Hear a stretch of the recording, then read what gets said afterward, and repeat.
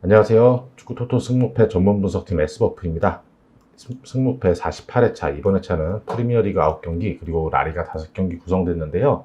요즘 그 유럽 리그들이 좀 뒤죽박죽 아주 혼돈스럽죠. 이게 연이은 주중 경기에다가 뭐 유럽 대항전 이런 게 겹치면서 이 체력 관리 변수가 아주 큰 그런 회차가 될 것 같습니다. 14경기 분석 지금부터 시작하도록 하겠습니다. 첫 번째 경기는 레스터 시티와 아스날의 프리미어 경기인데요. 뭐 홈팀 레스터 확실히 상승세에 올라탔죠. 팀의 중심을 잡아주는 그 은디디의 부상 이탈로 좀 흔들리지 않을까 하는 그런 예상이 있었는데 이적생들이 활약하면서 상승세입니다.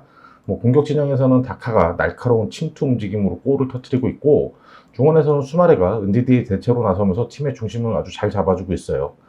주말 그 리그 경기 브렌트퍼드 원정에서는 그 홈팀의 수비력과 압박에 좀 고전을 했는데 틸레멘스의 중거리포 한 방으로 분위기를 뒤집었죠. 후반 코너킥 상황에서 실점이 있긴 했는데 이 다카의 수비 뒷공간 침투에 이은 패스로 메디슨이 결승골을 터뜨렸습니다. 다카의 적응이 끝난 만큼 공격 옵션이 다양해졌고 확실히 공격의 속도감도 빨라졌습니다.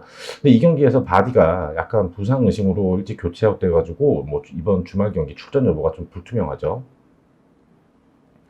원정팀 아스날입니다. 상승세 아스날도 굉장히 매섭죠. 최근 4승 2무, 리그에서 6경기에서 무패예요. 주중 리그컵에서도 로테이션 돌리면서 리즈 상대로 2대 0으로 승리했죠. 9월부터 10월까지 현재 패배가 없는 그런 상승세입니다. 오바마양의 컨디션이 확실히 올라오면서 좌우 측면, 그 스미스로우와 사카의 측면 플레이도 살아나고 크로스 전개도 굉장히 좋아졌습니다. 라카제트도 그 오바마양 바로 밑에서 측면으로 빠지기도 하고 하면서 아주 공격을 잘 이끌어주고 있죠. 스미스로우와 라카제트는 이 중앙 쪽에서 패스, 전진 패스, 이런 패스 플레이도 굉장히 좋은 모습입니다. 우세하게 경기를 지배했고 지난 그 에스턴과의 경기에서는 코너킥 상황에서 선제골 터트리고 뭐 오바메양이 PK를 실축하긴 했는데 재차 슈팅하면서 앞서가기도 했죠. 베나이트가 합류한 수비 라인도 확실히 최근 안정세를 보여주고 있습니다. 두 팀 모두 최근 상승세죠. 아스날은 최근 오바메양과 이선 자원들의 경기력이 좋아지면서 공격 작업의 속도감이 빨라지고 경기장을 아주 넓게 활용하면서 좌우 전환도 굉장히 잘합니다. 레스터 역시 다카의 합류로 공격의 속도감이 빨라졌고, 이 다카가 그냥 빠르게만 한 게 아니라 원투 패스, 그러니까 주고받고 리턴 받는 그런 침투 플레이가 아주 좋더라고요. 중원에서 수마레의 경기력이 올라온 만큼 전체적인 경기 흐름은 이 홈팀인 레스터가 가져갈 것으로 보여집니다. 다만 아스날도 최근 무너지지 않는 그런 경기력을 보여주는 만큼 이 경기 무승부 가능성도 굉장히 커 보이네요. 레스터의 승 혹은 무 예상합니다. 두 번째는 번니와 브랜트포드 경기인데요. 홈팀 번니 아직 리그에서 승리 없이 부진하죠. 리그컵에서도 주중 그 토트넘에게 패하며 떨어졌어요.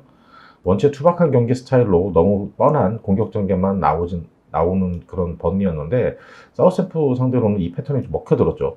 오른쪽 측면에서 얼리 크로스 올라온 공을 코르넷이 헤딩 선제골로 뽑아냈습니다.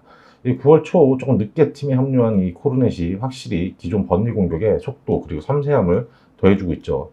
세트피스 수비에서 높이의 장점을 살리지 못하며 달려오는 상대 수비수에게 실점을 했는데 또 후반 빌드업 미스로 상대에게 역습 허용하며 좀 무너지긴 했습니다.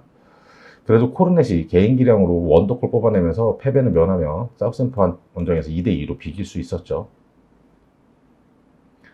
원정팀 브렌트포드입니다. 뭐 첼시, 레스터 이 상위권 팀들과 홈에서 잘 싸우고도 패하며 리그 연패를 지금 기록 중이죠. 근데 패배는 했는데 경기 내용 굉장히 좋았습니다.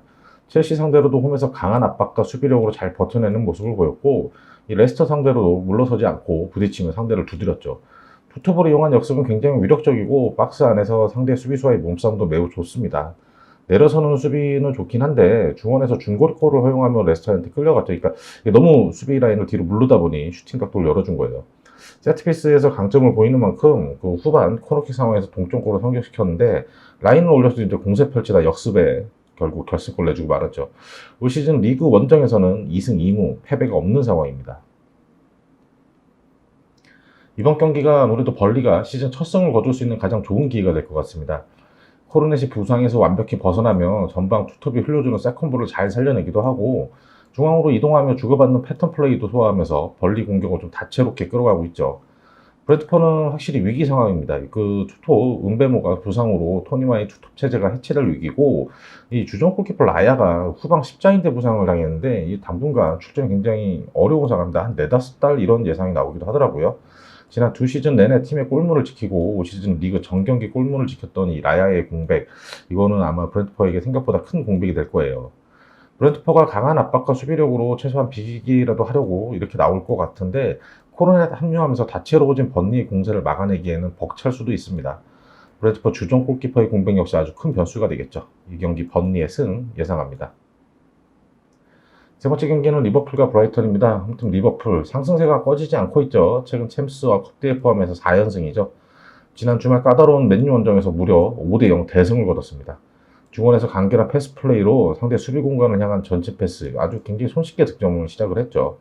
중원에서 케이타가 강한 압박으로 상대 빌드업을 저지하면서 좀 중원에서 활약을 했죠. 엘리엇, 티아고 그리고 밀러가 부상으로 출전이 어렵고 케이타 역시 이날 맨유 경기에서 부상을 좀 당해서 중원 운영에 이번 주말 경기에 좀 어려움이 예상이 되고 있습니다. 살라는 이날 해트트릭을 기록하며 리그 9경기에서 10골이라는 어마어마한 골 결정력을 보여주고 있죠. 원정팀 브라이턴입니다. 시즌 초반 승승장구했던 브라이턴인데 이제 서서히 내리막길 접어들었죠. 노련한 플레이로 공격진을 이끌던 웰백이 부상으로 이탈하면서 공격진의 짜임새가 좀 떨어지고 있습니다. 머페이도 시즌 초 골감각이 좋았는데 최근 컨디션이 떨어지면서 좀 부진한 모습이죠. 주말 맨시티와의 리그 경기에서는 상대의 중원 플레이에 압도되면서 전반에만 3골을 내주며 무너졌습니다. 후반 페널티킥으로 한 골 쫓아가긴 했지만 확실히 전력 차이를 드러내며 무너진 그런 경기였죠. 이날 패배로 브라이턴은 리그 두 번째 패배를 기록했지만 최근 4경기에서 승리 없이 3무 1패입니다. 주중 컵대회에서도 레스터에게 승부 차이 끝에 패하며 탈락하고 말았죠. 두 팀의 전력 차이가 너무 큰 경기죠. 브라이턴은 앞서 맨시티와의 경기에서도 이렇다 할 힘도 못 쓰며 4대1로 패했습니다. 리버풀이 중원에 부상자가 많아 우려스러운 부분이 있긴 한데 원체 스쿼드가 두텁고 수비와 공격 라인에 이탈자가 없는 만큼 이변 없이 리버풀의 승리가 예상되죠. 리버풀의 승 예상합니다. 네 번째는 맨시티와 크리스탈 경기인데요. 먼저 맨시티 상승세가 계속되고 있죠. 앞선 챔스 파리 원정 패배 이후에 5경기에서 패배 없이 상승됩니다. 강호 리버풀과의 경기에서도 무승부를 거뒀고 번니, 브라이튼 약체를 상대로는 완승을 거뒀죠. 부상으로 좀 고전했던 균도안도 확실히 회복해서 컨디션을 끌어올렸고 중원에서 데브라이너, 실바, 로드리와 로테이션으로 나서면서 장악력을 보여주고 있습니다. 그리고 최전방에서는 포든, 제수스, 스털링 이런 선수들이 골감각을 뽐내면서 좀 안정된 경기력을 보여주고 있습니다. 주말 브라이턴을 상대로는 무려 24개의 슈팅, 14개의 유효슛 기록하며 4대1 완승을 거뒀죠. 원정팀 크리스탈입니다. 경기력이 서서히 올라오고 있는데 안타깝게 승리를 못 챙기고 무승부에 그치는 경기가 많죠. 최근은 리그에서 4연속 무승부예요. 벤테케의 컨디션이 살아나면서 확실히 공격적인 작업은 매끄럽고 중원에서 갤러, 밀버, 제빅, 메가서의 경기 운영 능력, 공격 전개도 굉장히 좋습니다. 왼쪽 풀백 미첼의 공격 가담시 크로스 능력도 좋고 피지컬도 좋아서 세트피스에서도 굉장히 위협적이더라고요. 벤테케는 왼발 킥도 좋고 몸싸움을 이겨내면서 확실한 헤딩 능력도 보여주고 있죠. 뉴캐슬 상대로도 높은 타점의 헤딩 선제골을 뽑아냈죠. 그리고 또 골대를 맞추는 좀 안타까운 그런 헤딩슛도 있었죠.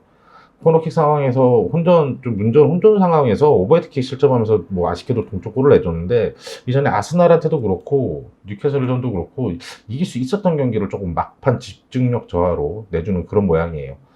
자하의 컨디션이 조금 더 올라온다면은 공격 진영에서 지배력이 높아지면서 경기력이 더 좋아질 것이라는 기대감이 있죠. 최근 크리스탈이 중하위권 팀들 상대로 지지 않는 경기하면서 경기력이 서서히 올라오는 모습을 보여주긴 했는데 다만 이번 상대 맨시티를 상대로는 좀 어렵겠죠. 크리스탈 중원조합이 맨시티의 중원조합을 상대로 중원을 장악하기는 어려워 보입니다. 수비적으로 내려앉아 플레이한다 해도 이 맨시티의 패스 플레이에 공간을 내줄 수밖에 없을 겁니다. 이 경기 맨시티의 승 예상합니다. 다섯 번째 경기는 뉴캐슬과 첼시 경기인데요. 먼저 홈팀 뉴캐슬 좀처럼 리그 첫 승사냥을 성공하지 못하고 있죠. 강등권에 머물러 있습니다. 지난 주말 크리스탈과의 경기에서도 상대에게 일방적으로 밀리며 고전했지만 간신히 비겨냈죠. 불안한 수비 라인을 정비하기 위해서 5백 형태로 좀 변화를 줬는데 숫자가 많아진다고 해서 수비력이 안정되는 건 아니죠. 윌슨은 확실히 최전방에서 위협적인 움직임과 슈팅을 보여주고 있습니다. 상대 공세에 계속해서 밀리더니 결국 후반 초반 헤딩 실점으로 끌려갔죠. 코너킥 상황에서 튕긴 공은 윌슨이 감각적인 오버헤드킥으로 동점골 성공시키면서 간신히 무승부로 비겨냈죠. 원정팀 첼시입니다. 유벤투스 원정 패배 후 리그와 챔스에서 4연승을 거뒀고 주중 리그컵도 승부차기 끝에 승리했죠. 지난 주말 노리치를 상대로 치른 리그 경기에서는 공격력이 폭발하면서 무려 7대0 완승을 거뒀습니다. 워낙 전력 차이가 컸던 만큼 일방적인 경기를 펼쳤고 마운트가 해트트릭을 달성했습니다. 시즌 첫 골을 시작으로 3골을 퍼부은 거죠. 가벼운 부상이 있었던 루카쿠와 베르너가 엔트리에서 제외됐었고, 뭐 두 선수는 이번 주말 경기에서 복귀가 예상이 되긴 하는데, 다음 주에 그 챔피언스리그 일정이 있잖아요. 그래서 무리하게 선발 출전하지는 않을 것으로 보입니다. 올 시즌 첼시의 가장 돋보이는 선수는 중원에서의 그 코바치치죠. 리그 9경기에서 벌써 도움을 5개나 기록하면서 중원에서 이 전방을 향한 전진 패스의 퀄리티가 굉장히 뛰어난 상황입니다.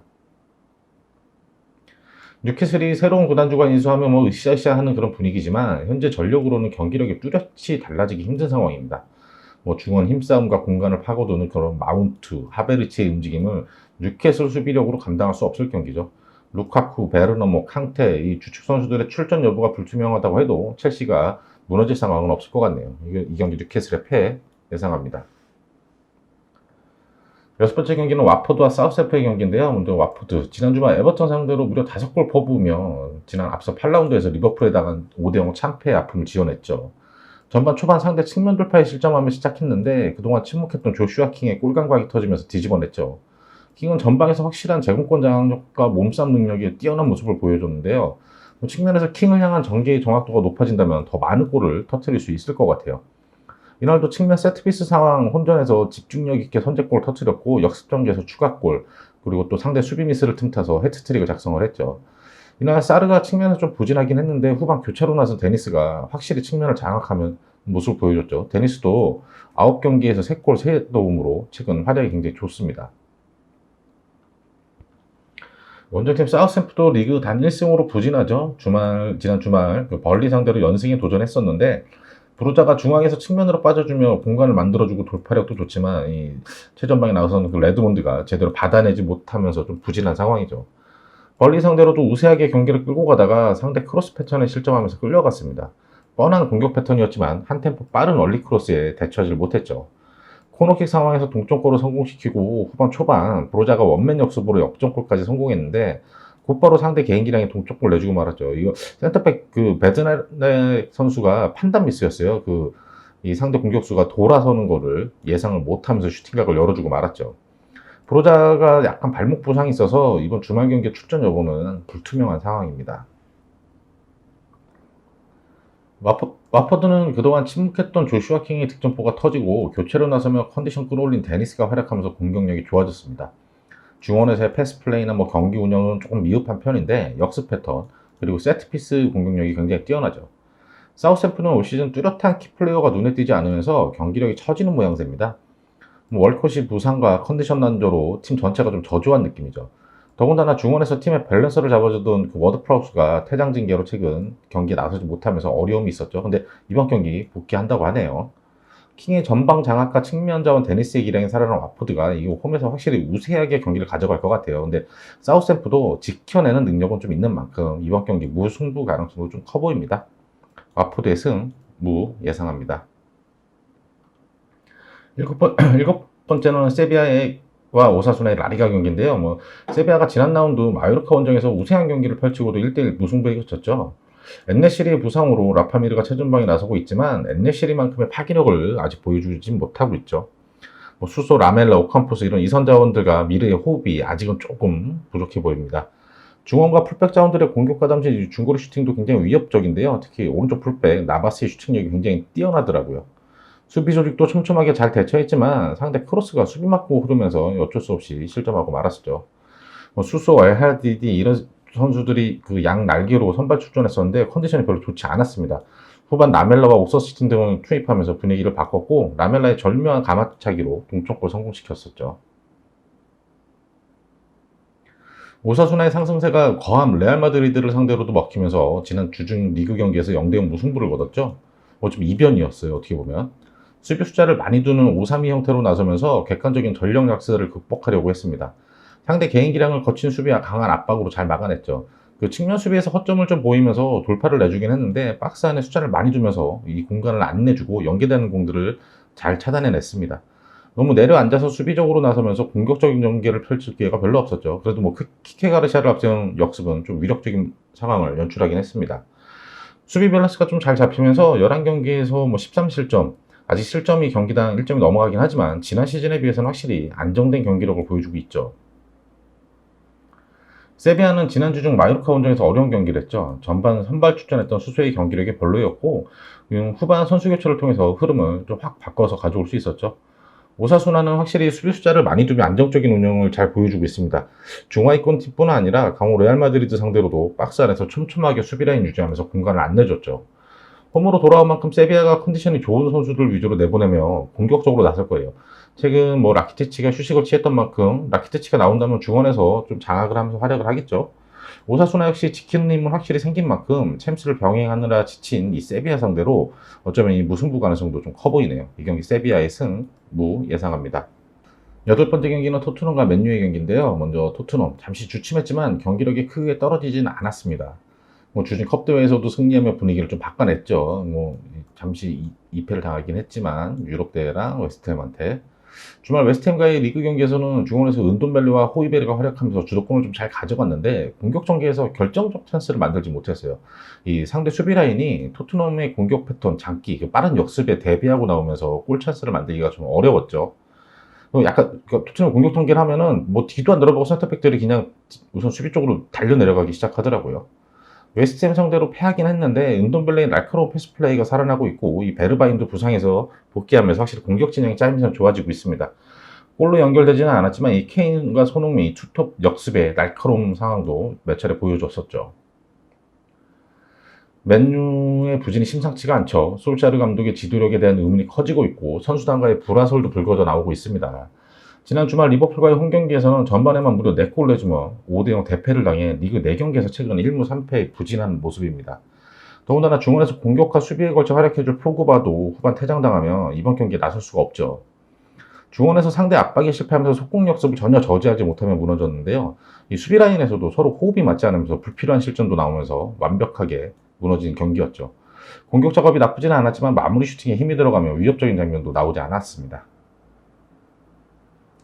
토트넘은 최근 은돈벨레의 공격적인 운영과 손흥민, 케인의 호흡이 점점 좋아지고 있습니다. 특히 이 상대 수비수들이 알면서도 막기 힘든 공간 침투가 있죠. 호이베르와 스키피의 중원 안정감도 좋아지고 있고요. 맨유는 최악의 부진입니다. 이 감독과 선수단 불화설까지 나돌며 뒤숭숭하죠. 현재 보도에 따르면 호날두가 솔샤르 감독을 지지하면서 선수들을 다독이고 있다고는 하는데 이 흔들리고 있는 부분이 분명히 있는 것 같아요. 맨유가 리버풀에게 5실점하며 무너졌는데 상대 살라를 너무 의식하다가 왼쪽 측면 수비와 센터백 라인의 호흡이 무너졌죠. 같은 실수를 되풀이하지는 않을 것 같네요. 토트넘은 리버풀이 맨유를 공략한 부분을 재현하려고 할 거예요. 부진을 벗어나려는 맨유 선수단의 공세를 토트넘이 잘 막아낸다면 토트넘이 충분히 승리할 수 있는 경기입니다. 그런데 호날두를 앞세운 맨유 선수단이 좀 각성을 했다고 하면은 승패가 갈릴 그럴 경기죠. 이 경기에서 토트넘의 승패 이렇게 예상합니다. 아홉 번째 경기는 발렌시아와 비아레알 경기인데요. 먼저 발렌시아. 고메지의 부상 이탈로 전술적 변화를 가져온 발렌시아죠. 주중 베티스 원정에서는 게데스를 우측 사이드로 빼고 뒤로와 마르코스 투톱 체제로 나섰습니다.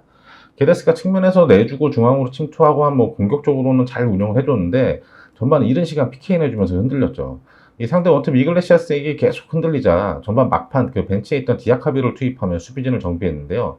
디아카비가 들어왔지만 오히려 상대 빠른 공격수들에게 박스한 공간을 내주면 위험했고 코너킥 상황에서도 추가 실점하며 무너졌죠. 이 최근 3경기에서 9실점.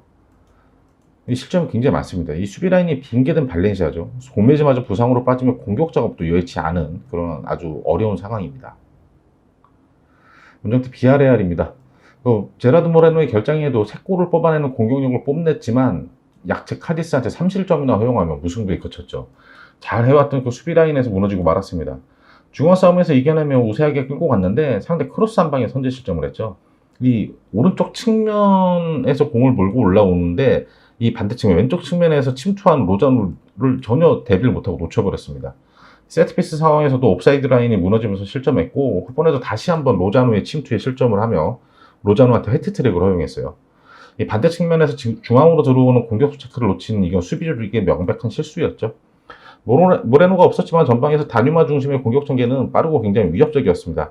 수비 조직의 집중력이 있었다면 충분히 승리를 가져올 수 있는 그런 경기였죠. 모레노 이터로 좀 주춤하는 비아레알이지만 중원과 수비 라인이 안정감을 가지고 있습니다. 주중 카디스 경기에서는 수비 라인에 실수가 있었지만 왼쪽 풀백 자리에서 미스가 많았어요. 페드라자 대신해서 에스투피냐니 아마 이번 경기에는 나설 것 같습니다. 이런 후반에 이렇게 교체가 됐죠.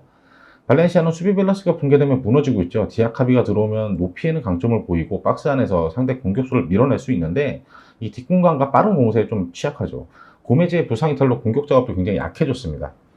발렌시아의 최근 전력이 매우 안 좋은 상황인 만큼 이 경기 비아레알이 확실히 우세하겠지만 비아레알 역시 최근 경기 수가 많아지면서 좀 지친 모습이 있습니다. 무승부 가능성도 좀 커 보이는 그런 경기죠. 발렌시아의 무패 예상합니다. 10번째 경기는 카디스와 마요르카 경기인데요. 먼저 홈팀 카디스. 저조한 득점력으로 좀 고전했던 카디스인데 강호 그 비아레알 상대로 3대3 난타전을 펼쳤죠. 비아레알 미드필더 플레이에 좀 밀렸지만 측면 공략에 성공하면서 이 측면 공격수 왼쪽 측면 공격수 로자노가 해트트릭을 작성했습니다. 오른쪽에서 공격 전개 시 로자노가 영리하게 중앙으로 공간을 향해 이동하면서 골 찬스를 만들어냈죠. 로자노의 영리한 움직임으로 태클을 뽑아냈지만 수비 라인에서 지켜내질 못했습니다. 세트피스 실점과 측면 돌파를 허용하면서 후반 연달아 무너지고 말았죠. 수비 라인이 박스 안에서 상대 공격수를 밀어내지 못하고 측면 수비에서는 확실한 약점을 보여주고 있습니다.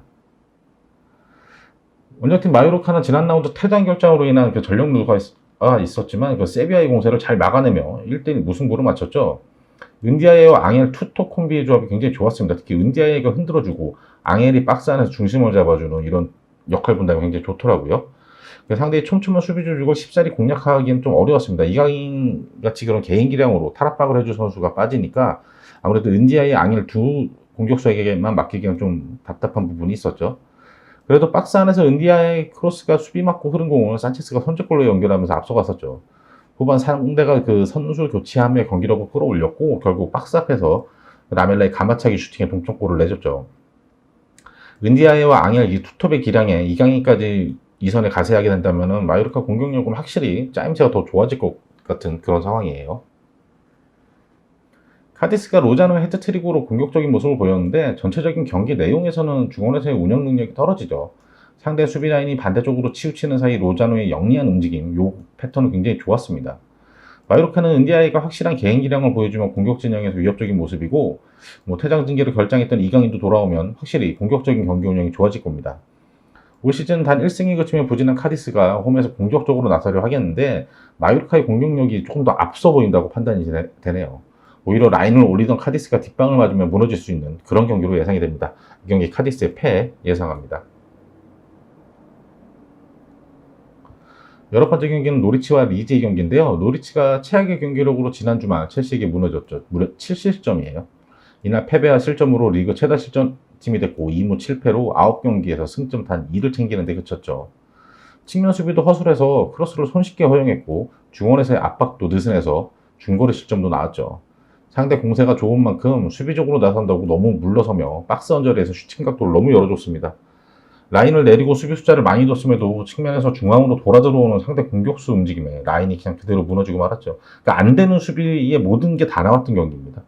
안 그래도 부진한 수비 라인의 이 주축 센터백 깁슨이 퇴장당하면서 더욱 힘들어진 노리치가 됐죠.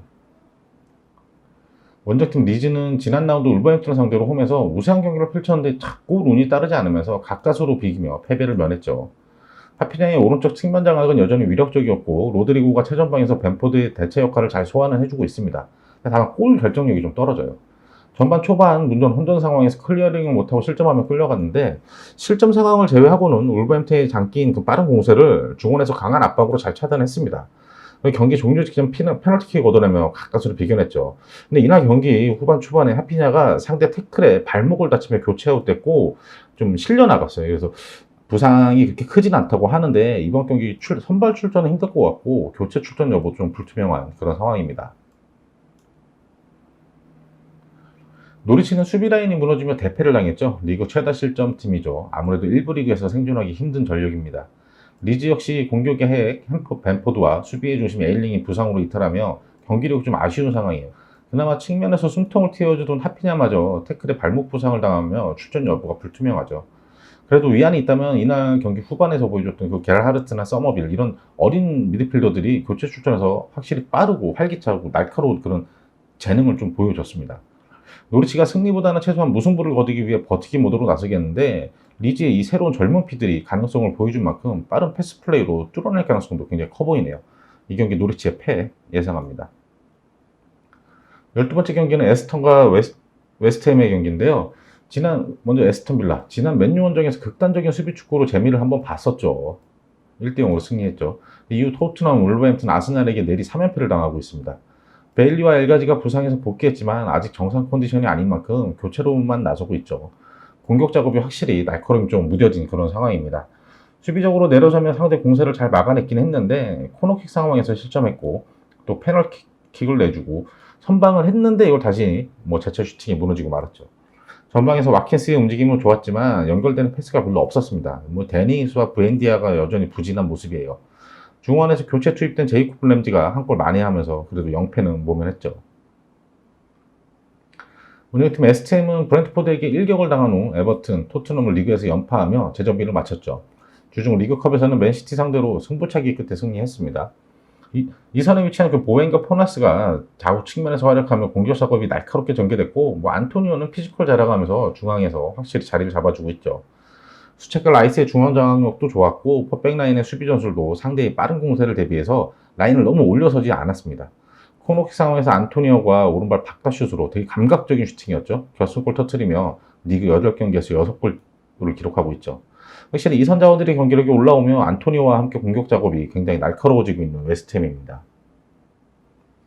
에스턴 빌라는 공격 작업이 너무 안 되다 보니 수세적인 상황이 많이 연출됩니다. 수비 조직력이 나쁘진 않고 수비수들의 기량도 괜찮은데 워낙 계속 수세적으로 몰리는 상황이 많다 보니 실점이 늘어나고 있죠. 근데 세트피스 수비에서는 확실히 약점을 보이고 있습니다. 제공권이 그렇게 나쁘진 않아 보이는데 뒤에서 돌아 들어오는 이 상대 선수들에 대한 대처가 좀 미흡해요. 웨스트햄은 전방에 확실한 괴물 안토니오가 존재감을 뽐내며 상대를 몰아붙이죠. 최근 보웬과 포나스 이선 자원들의 활약도 좋습니다. 에스턴이 부상에서 복귀한 공격 자원들로 선발 멤버를 바꿀 가능성도 커 보이지만 원체 중원에서의 운영이 좀 부족해 보여요. 부행대가 너무 부진하죠. 약점인 세트피스 수비에서 웨스트햄에게 실점할 가능성도 굉장히 커 보이는 경기죠. 이 경기 에스턴의 패 예상합니다. 13번째 경기는 라리가 헤타페와 그 에스파뇰 경기인데요. 지금 이 헤타페는 저희가 녹음하는 기준으로 한 4시간 후에 그러나다 원정 경기가 있는데 이 경기를 저희가까지 보고 하게 되면 영상이 너무 늦게 올라가게 될 것 같아서 헤타페의 앞에까지 경기만 기준으로 분석을 하겠습니다. 헤타페는 아직 리그 승리가 없이 2무 8패로 부진하죠. 수비도 문제지만 10경기에서 단 3골. 이게 굉장히 처참한 공격력이에요. 공격력을 풀어내줄 뚜렷한 대책이 없는 만큼 헤타페의 부진은 아무래도 당분간 계속될 것으로 보여집니다. 지난 셀타비고와의 경기에서도 상대 아스파스와 미나 이 투톱의 공격 콤비를 막아내지 못하면서 31점 하며 무너졌죠. 공격력이 약한 팀을 상대로는 0대0 무승부를 거두기는 해요. 레반테 상대로 그렇게 했었죠. 영입 선수들의 활약이 미비하고 특히 중원에서 활약했던 쿠쿠렐라의 공백을 전혀 메우지 못하고 있습니다. 뭔가 활력소가 되는 선수가 빠져나간 공백을 메꾸지 못하는 거예요. 과거 2차례 헤타페를 지도했던 그 폴로레스 감독이 새로 부임했지만 지금 현재 상황에서는 뚜렷한 해법이 보이지 않는 헤타페입니다. 원정팀 에스파뇰입니다. 주중 홈에서 빌바오를 상대로 선제골을 터뜨리며 승리를 노렸는데 아쉽게도 무승부에 그쳤죠. 상대 빌바오가 워낙 수비적으로 안정된 경기 운영을 펼쳤고 쉽사리 공격 전개가 잘 안 됐습니다. 그나마 전반 중반 상대 핸드볼 파울로 PK 얻어내며 앞서갈 수 있었죠. 이 토마스가 페널티킥 골로 4경기 연속골이자 리그 6골을 기록했죠. 근데 이 토마스가 팀 공격의 절반 이상을 차지하고 있는데 이날 경기 막판 퇴장당하면서 다음 경기 나설 수가 없게 됐습니다. 지난 시즌 2부에서 23골을 터뜨리며 확실한 존재감을 나타내고 올 시즌도 팀 공격을 이끄는 이 토마스의 결장, 에스파뇰에게는 매우 치명적인 결장이죠. 토마스의 공백은 그 나이 어린 란드리 디마타가 대체 출전할 것으로 보이긴 하는데 아무래도 에스파뇰에게는 굉장히 약한 고리가 될 것 같네요. 헤타페는 공격적인 지역에서 경기를 풀어내지 못하면서 무기력한 모습이죠. 다만 수비 라인은 거친 수비력을 보여주면서 중하위권 팀을 상대로는 어느 정도 버티는 모습을 보여주기도 했죠. 다만 빠른 패스 플레이를 보여주는 팀들에게는 좀 어려운 모습을 보여줍니다. 지난 시즌부터 수비에서 제공권은 괜찮은 편이었어요. 에스파뇰은 팀 전력의 절반 이상을 차지하는 토마스가 퇴장 징계로 나설 수 없죠. 단순한 공격수 한 명이 빠진 것 이상의 출혈일 겁니다. 헤타페가 홈에서 첫 승사냥에 도전을 하겠지만 토마스가 빠진 에스파뇰은 원정인 만큼 안정적으로 지키려 될 것입니다. 이 경기는 아무래도 0대0 무승부 가능성이 굉장히 커 보이죠. 이 경기 헤타페의 무 예상합니다. 마지막 14번째 경기는 소시에다와 빌바오 경기인데요. 소시에다 역시 이 셀타비고와의 경기가 한국 시간으로 금요일 새벽에 있기 때문에 저희가 이 경기는 제외하고 분석을 하도록 하겠습니다. 소시에다의 기세가 아직 꺾이지는 않고 있습니다. 리그 개막전에서 바르셀로나에게 패한 다음에 아직 2달 넘게 패배가 없죠. 지난 주말 강호 에티 마드리드 원정에서도 상대의 빠른 템포 공세에 어려운 경기가 예상이 됐는데 예상 외로 소로스의 전반 선제골과 이삭의 추가골로 앞서 나갔었죠. 소로스의 골은 그 하프라인에서 단 패스 두 방이 아주 정말 간결한 빠른 역습 전개를 뽑아낸 골이었고 이삭은 오른발 멋진 프리킥 골이었죠. 앞서고 있는 만큼 안정적으로 수비적으로 운영을 했는데 박스 안에 숫자를 많이 뒀지만 이 수아레즈에게 헤딩 실점하면서 쫓김을 당했죠. 그리고 결국 핸드볼 파울로 페널티킥 내주면서 동쪽골 내주면 아쉬운 좀 소시에다 입장에서는 아쉬운 무승부였죠. 원체 공격 라인에 좋은 선수들이 많고 중원 운영 능력도 뛰어난 팀인 만큼 경기력 기복이 이렇게 크지 않습니다. 원정팀 빌바오입니다. 지난 라운드 에스파뇰 원정에서 경기 운영을 잘 해놓고도 이 고질적인 약점인 골 결정력 부족으로 아쉬운 무승부에 그쳤죠. 윌리엄스와 산체스 투톱의 움직임은 좋았는데 워낙 안정적인 운영을 하다 보니 이 선에서 공격 가담이 너무 느렸습니다. 공격 쪽의 숫자가 적었죠. 이 선자원 중에서는 그래도 무니아니니 좀 적극적으로 공격 가담을 해줬죠. 원정 경기인 만큼 안정적 운영이 중요했지만 위협적인 공격을 보여주진 못했고 오히려 핸드볼 파울로 페널티킥 선제골을 내주고 말았죠. 후반 초반 상대 측면 돌파에 성공하면서 윌리엄스가 동점골을 성공했고 이 후반 공세를 퍼부었지만 수비적으로 내려선 에스파뇰을 뚫어내지는 못했습니다. 소시에다는 공격진의 능력이 출중한 만큼 홈에서는 공격적인 운영으로 나설 거예요. 근데 노장 다비드 실바도 최근 부상에서 회복하며 중원에서 노련한 경기 운영으로 보탬을 하고 있죠. 빌바오는 올 시즌 중원의 압박과 수비 밸런스가 잘 자리 잡으며 안정적인 모습을 보입니다. 골 결정력 부족으로 승리는 좀 부족한데 쉽사리 무너지지 않는 경기력이죠. 소시에다가 홈인 만큼 강하게 나설 경기지만 빌바오의 수비력이 만만치 않습니다. 소시에다의 승리가 예상되지만 이 경기 무승부도 배제할 수가 없죠. 소시에다의 승, 무 예상합니다.